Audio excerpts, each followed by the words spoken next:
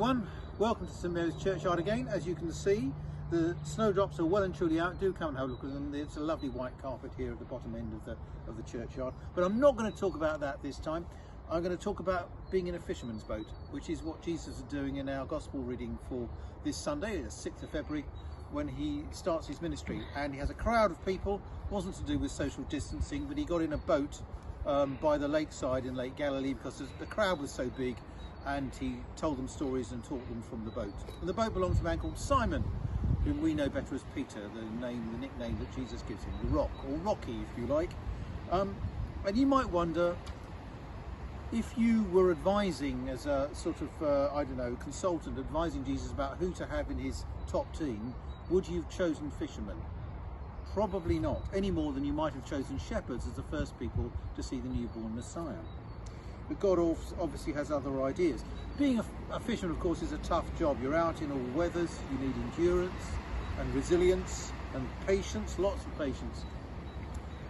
And we can see that really in Simon Peter's world-weary reply to Jesus when he tells him to go out into the deeper water to let down his nets for a catch.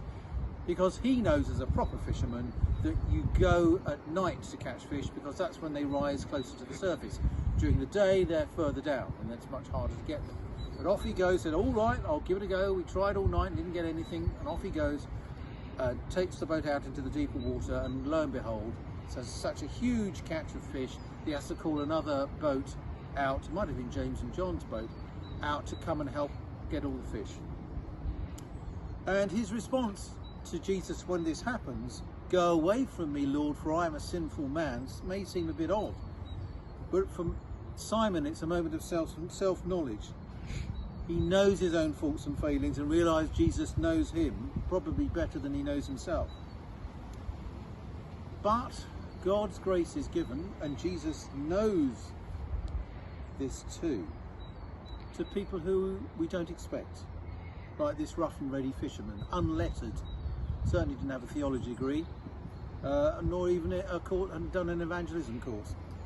But he was the one that Jesus chose, and his friends. And if you like, fanciful perhaps you can say, but Peter and his brother Andrew and the other fishermen, James and John, were caught, not in a net, but in the net of God's love and God's grace. And they become part of Jesus' story, and he becomes part of theirs. And from this point on, their lives will never be quite the same again, though at times they might have wished that they were. And unlike the fisherman's net, the net of God will set them free. And eventually, after many mistakes and setbacks and quite a lot of suffering and struggle and trial, particularly for Simon Peter, reveal deeper depths in them than they would have ever have known. And as their boat draws into the shallows of Lake Galilee, to the shore, they are about to enter into the depths of following Jesus, the depths of what we call discipleship. And that's what I hope you watching this now may get a sense of too.